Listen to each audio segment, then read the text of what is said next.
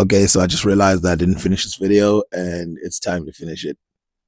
Because no one's better than anyone. None of us.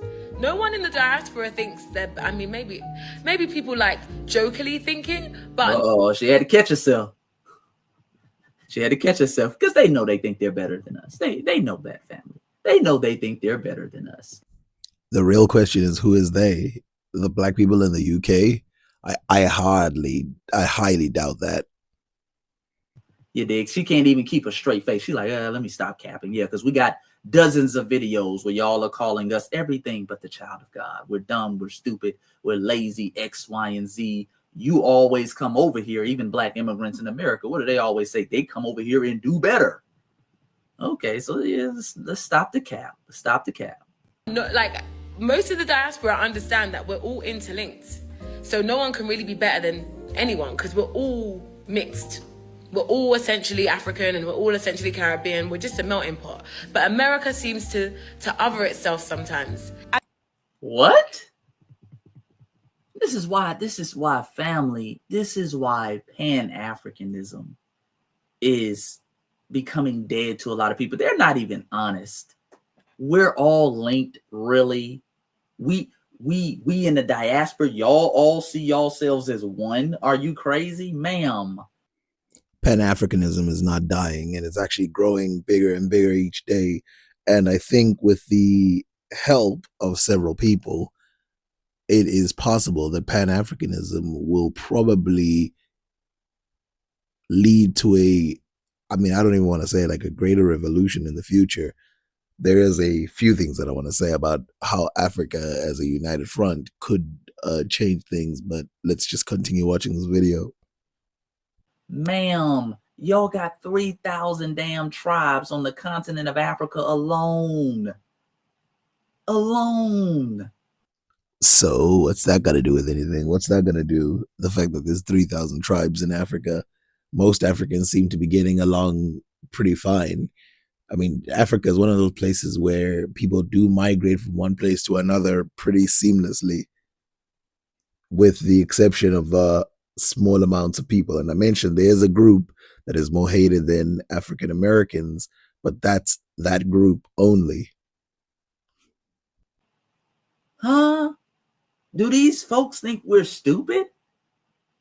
Boy, y'all got a long history. Millions of lives have been lost over your little tribal beefs and wars on the continent. So, okay, there's a lot to be said over here. Now, a lot of those things, a lot of those lives were lost before the invention of Pan-Africanism. So this idea that, yes, there's a lot of lives that have been lost, it's true, but there's a lot of lives that have been lost in Europe too, and they seem to be united to some degree. There's a lot of lives that were lost in the Americas. You must not know about all the different groups that existed in America, the Mormons, all these people who actually fought for land, white people fighting against each other, black people fighting against each other, and then eventually coming together to form groups. That's just what happens when you have people. It doesn't mean that they're going to destroy each other. This woman not think we don't know about the Somali War of 1991? Or the Nigerian Civil War of 1967? Or the Hutu Tutsi genocide of 1994? I mean, you don't have to even go that far back if you want wars in Africa. Obviously, there's the Civil War that just recently got to some kind of what is hopefully going to become a peaceful conclusion in the future in Sudan, with huge amounts of deaths. But again, these are stoked by foreign nations and then evil people. If again, this is the problem with a lot of the anti-Africa movements, is that all of them come down to the same few things that I always try to fight against, which is perfect Africa. The idea that Africans will never fight against each other, or they will never go against each other. That will never happen. The Nigerian Civil War or the Biafra Wars, as bad as they are, and of course, as much as the Africans played their deep role, they got prolonged by the support of your Western nations pouring supplies on both sides and supporting factions on both sides. Now, of course, I'm not saying that they had no responsibility. Of course, they had a lot of responsibility. Well, you had the Hutu damn near wipe out 800,000 Tutsis in a matter of 3 months. Wiped out damn near 15% of the Rwandan population off y'all little tribal beefs. Again, I don't want to remove the responsibility of the Hutus in the way that they behaved, but I have to explain, first of all, that the thing that you're talking about, the division, that's what they took advantage of, the Europeans, in order for that something like that to happen. So let's read this AI overview version of what happened. So the conflict between the Hutu and the Tutsi was not a misunderstanding or a result of ancient ethnic hatred, but rather the consequence of deliberate socio-political manipulation and the creation of racial division by Belgian colonists. Before colonization, Hutu and Tutsi were fluid social and economic roles, pastoral versus cultivators, that people could move between and intermarry. So obviously what happened later was awful. One of the worst things you will ever see. As one person who was involved in the early Biafra wars said, if we learn nothing from these wars, it's that they should not prolong the wars. The wars should not keep going. So a lot of people will say, but you were leading the first one. Yes, I led the first one. And I will say to everyone, I led proudly the first one. I don't think a second one is necessary. I definitely agree with him that lives have been shared in these countries, but I don't think that's an excuse to keep having fights against each other. I mean, look at the Korean Civil War, the American Civil War. That didn't stop them from later considering themselves the same type of people and operating in a smoother way. If you look at China, it's not like they didn't go through civil war at all, and then later started looking at themselves as one people. And of course, they can still look at themselves as different factions. And then you have the Islamic world that looks at each other as one, but also is somewhat divided, especially ethnically. Then, of course, you have the troubles that happened in Ireland.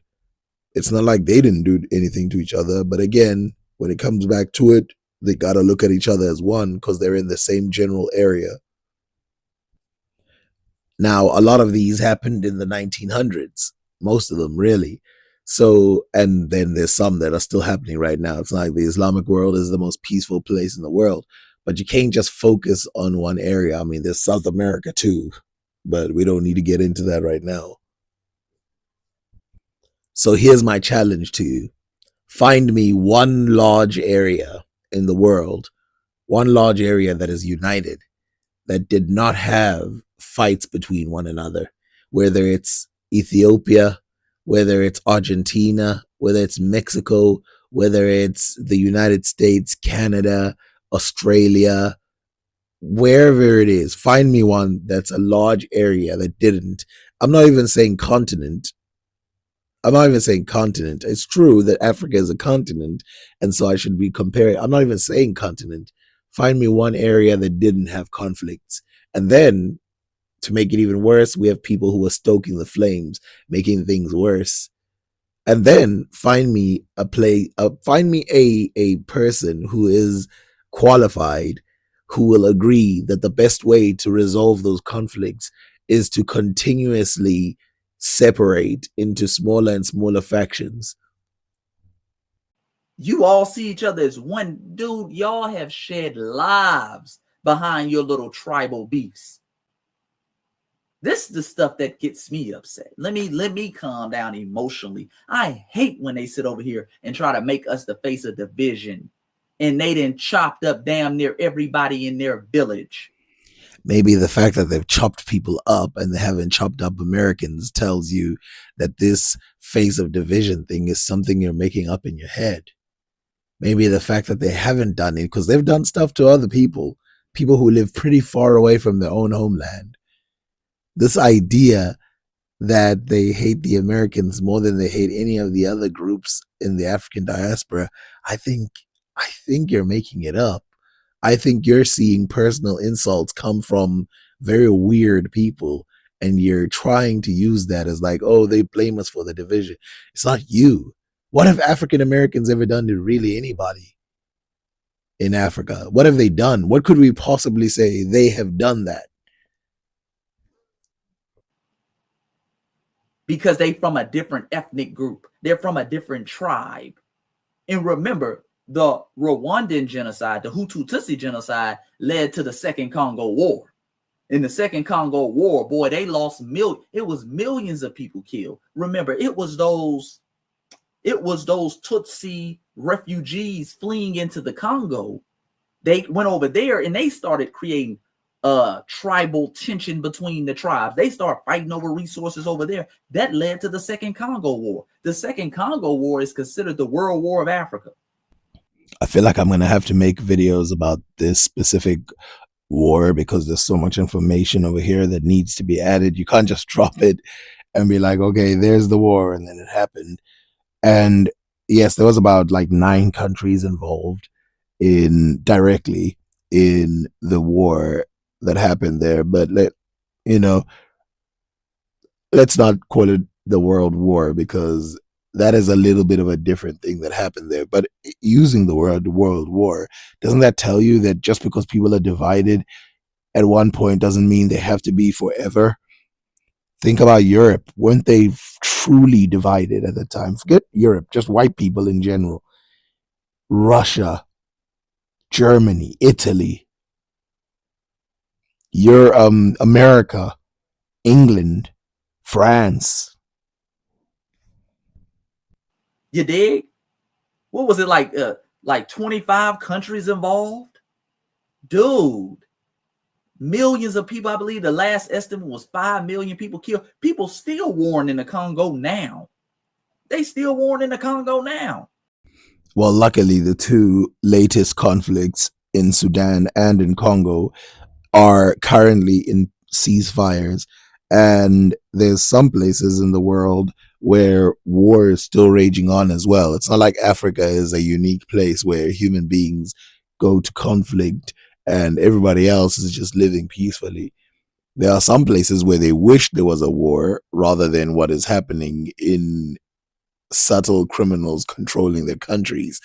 And when I say wish, I actually mean it. I mean, they wish they could get rid of the criminal elements, but, that's something they're going to have to deal with. For the resources. Miss me with that. We're the face of in America. Y'all seem to think different. What?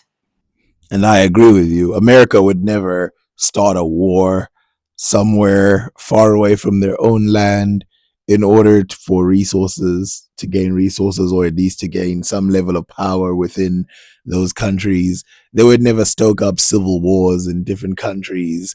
They would never take advantage of local populations. There's no news you can look up anywhere that will tell us that Americans have played a huge role in conflicts around the world. Not in Korea, not in Japan, not in Vietnam, not in Africa, nowhere. This idea, this concept of going for resources, that's a completely unique Africa thing. And that's why they should be divided. Man, we are the only, listen, let's be clear, Foundational Black Americans. We are the last group in the diaspora, Black people in the diaspora, to delineate. We were the only group in the world who made our race and ethnicity one and the same. We used to just say we're Black. In order to answer that question, you have to think about, when did Black people start considering themselves Black people in mass? And I know you think that probably like Black people have always considered themselves Black, but that is not the truth. Some people, obviously, in certain areas like the Swahili Coast or whatever, would have been very familiar with that word. People who live in Islamic countries would be familiar, but some people all they saw was black people. So they did not separate themselves in that way. Were there still ethnic tensions? Absolutely. Between the Khoisan and all of those people, because resources is a real reason. It actually brings me to another video that I watched of someone, which I'm going to get to another time, where they talk about tribalism and they mistake it with racism. Tribalism and racism are not the same thing. Usually tribalism has to do with close partners or people who are close to you and turning your backs on them, or you feeling like they're threatening you. So in other words, close countries that could happen, close nations, close cities, close people, anything like that. That's usually tribalism operates like that. Racism, on the other hand, you could literally have nobody of any race in your country, and then when you go to another country, or even if you've never even been there, you absolutely hate those people from a completely another place who have nothing to do with your reality in any way, shape, or form. We used to say we're Negro. That's it. We didn't put all that tribalism on it, but then we say, well, to be fair, there was a much larger problem that was happening at the time, in the same way that there are smaller conflicts going on. But if there's a large conflict in Africa, it's suddenly going to be this large group versus that large group. Whereas in America, it was the black people versus the white people. Now, obviously, that's not the only thing that was there. I mean, there's definitely a time where the people who came into the Americas first saw themselves as a little different than the other people, but that was sort of taken away from them. They wanted them to not have an identity, which is why they probably didn't tribalize as much as they did. I mean, they definitely did it in South America. hey, man, we got to delineate, because these people come over here, they have a different mentality. And again, we got to go back to our old tradition that all skin folk ain't kinfolk. You dig? This whole thing, they love to make us the face of division. They want to act like they won Africa. Damn, there's that they again. They want to say this, they want to do that. Who is this they? Whenever somebody wants to just make up a group that's going to be doing something to them, it's always going to be the they. Somehow there's a they group that is trying to do everything. Who's they? The reason why you were probably born and raised in Britain is because of the tribal tension back home. Y'all are the kings and queens of seeking asylum because somebody trying to chop y'all up in y'all damn homeland. I don't understand why the attacks have to be so nasty. That is a crazy one. Again, Africa is not the only place in the world where people are trying to seek asylum elsewhere. There's in Asia, there's a lot of them. Some of them they can't even leave because they're literally trapped. In South America, we all know what's going on. Let's not pretend that it's just an Africa problem. It's a human problem. That's what y'all love coming to the border talking about some asylum. Those niggas are crazy. It's the government. They are corrupt. Y'all don't get along to save y'all lives, family. So if this is true, why then in your head are you in this mentality that African Americans are the ones that are the most attacked? If they literally are physically attacking other Africans, like what makes your country, well, not even your country, but a group of people within your country the most attacked? How does that make sense? Remember, y'all over there, hold on. Y'all over there in Ghana now. Ghanaians are trying to kick Nigerians out now. Hold on, family. This was like earlier this month. It's not for any foreigner. No Igbo. We want Nigerians to go back to their country. We want Nigerians to go back to their country. This is y'all now. This is like from earlier this month, family. Ghana is for us. Ghana is not for any foreigner. No Igbo man can come to this country and intimidate us. This country belongs to us. President Mahama, you came for Ghanaians. You said Ghana first. You said you came for the youth. Please take action now. Thank you. Take action. Get these damn Nigerians out of Ghana. Boy. They over there protesting now. I don't know. Unite me. We can't be dealing with the local criminals that we are having in Ghana and be dealing with Nigerians to grow. So Nigerians These Nigerians need to go. This is Ghanaians. This is over there now, family. This ain't old footage. This ain't from 10 years ago. Of course, I already mentioned this part earlier in the breakdown of this video. Yes, of course, there are people who don't want to see other people crossing through their borders. And again, is there a country in North America that has that same aspiration? That they don't want a nearby country to cross into theirs? I don't know. Maybe there is, maybe there isn't. So again, it's not about taking sides or anything like that. I just want to say that I don't understand using it as like a true marker of anti-Pan-Africanism. Pan-Africanism to some degree is an aspirational thing. And if you want people to continue to act like this, then you should be against Pan-Africanism and say, no, actually, we are something completely different. We will separate and we will continue to target Nigerians and Americans and whatever. This is like earlier this month. They damn near they trying to kick the Nigerians out. They say the Nigerians are doing something over there. I don't even know. I don't really pay attention to what they're doing, but I found this interesting. Came across my damn timeline. You dig? I said, now let me save this video. Now let's be clear.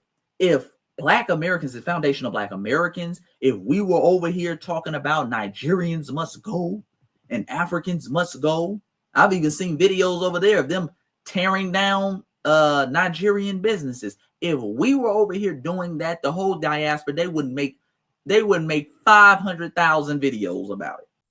Well, first of all, I have seen videos of African Americans say some really weird things about Africans and how I know some guy who says that he wants to delineate from other Africans, and he talks about how certain Africans are worse than African Americans. I know at least one guy who speaks like that, and you know what? Not a lot of videos have been made in response. I'm like the only person, and people don't even like those responses when I talk about it, because I believe in squashing something before it becomes a real problem, and people don't even know when it started. Oh, you are the white people of the diaspora. You niggas are CIA. Oh, they would call us everything but a child of God. Well, who the hell said that the CIA is African American? Everybody knows that the CIA has targeted African Americans. To say that it's but I don't want to throw accusations out there. Let's come back to that later.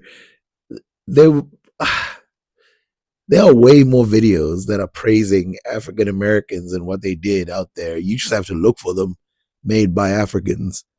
They're all over the place. But see, when they do it, it's just normal. It's just normal way of life in Africa. They're always beefing with each other. But no, let this British Negro tell it. They're all one, and it's us who are being divisive. Well, actually, it's not normal. That's why there's a camera recording these people, because they're behaving quite different behavior than what is considered normal in those countries. The reason why there's a camera there, the reason why there's people talking about around the world trying to find solutions, is because it's not actually considered normal. Now, Africa is a pretty big continent, so you will expect certain things to happen at some point. And there are powers playing people on all sides. And, unity is the only way forward. You don't even want to know what's happening right now with Morocco and how they're abusing Ethiopians and Sudanese and all these other people. She ain't made a video about this. Let me know, family. Check her page. Her page is London Hughes. Let's see if she's made a video about what's going on in Ghana. Huh? We're the face of division? No. I refuse to let you dump that trash on us. Y'all are the kings and queens of division. Well, to be fair, the reason why she's talking about Ghana, she's not talking about Ghana and all these other countries, is because she was born in England and she moved to America. So she's talking about the two countries that relate to her. She doesn't have to speak about every conflict in the world. There's still so many other conflicts going on in the world that if she literally spoke about every single one of them, I mean, her whole channel would be probably that based. And considering that she's an actress, she probably doesn't want to bring that type of attention to herself. Y'all got 3,000 damn tribes. Y'all look identical. Some of y'all look identical. Be talking about that man is from a different tribe. Well, that's kind of how tribes work. Tribes aren't necessarily divided by the way people look.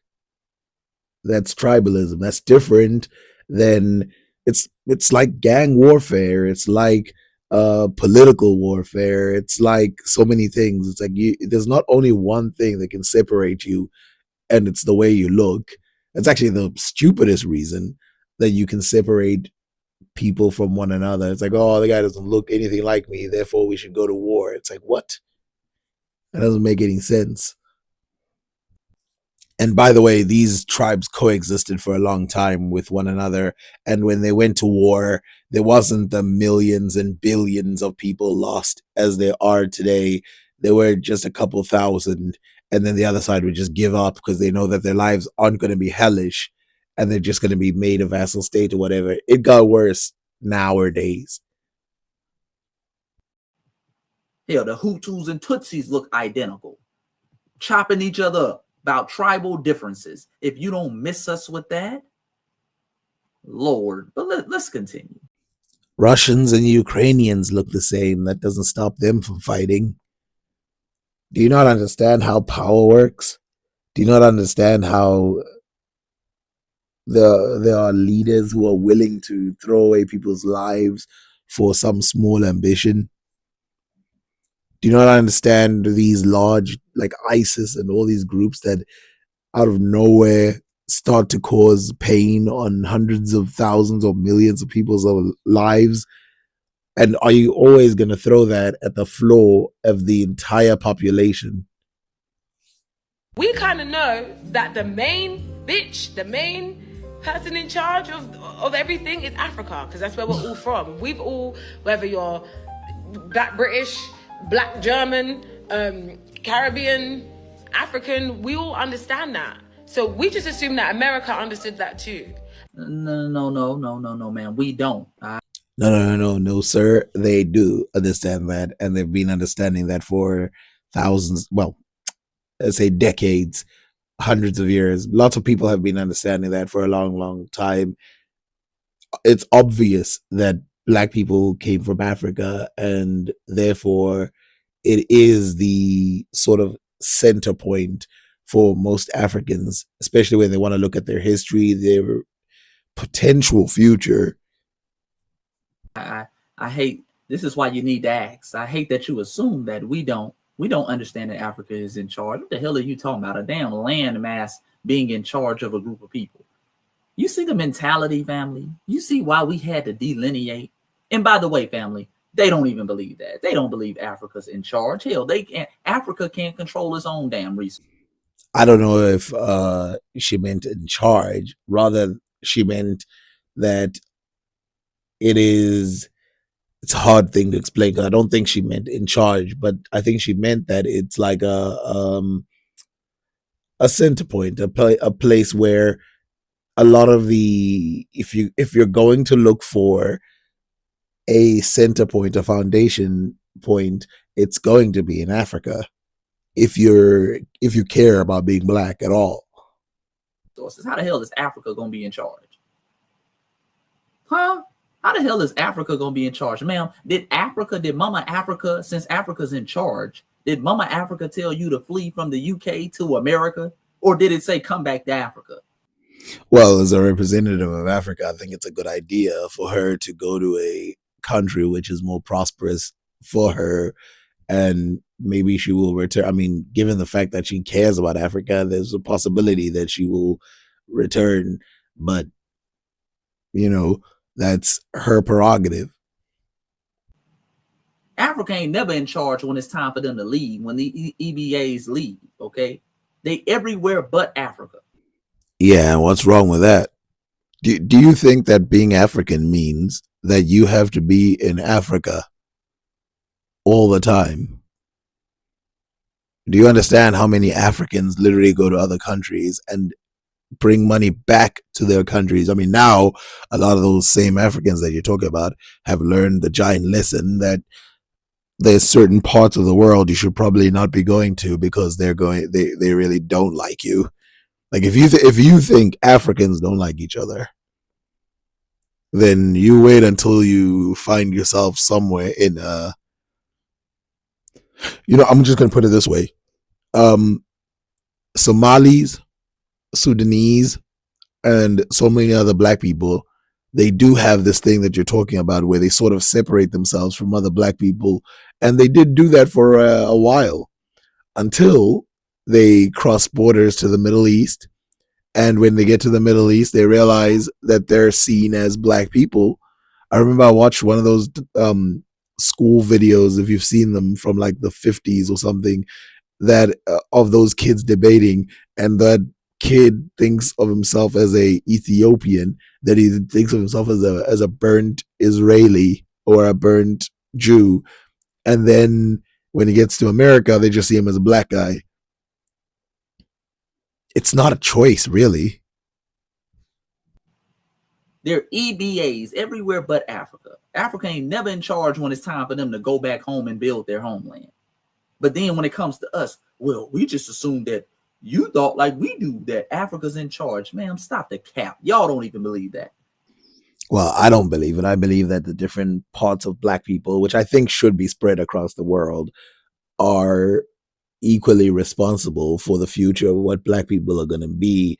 And we should, just like they did in the 60s in the video that you showed long time ago, they should learn from one another, pass information for one another, because you can't really learn from people who, I mean, I have to say, who don't go through the same things that black people do, who don't go through the world of black people.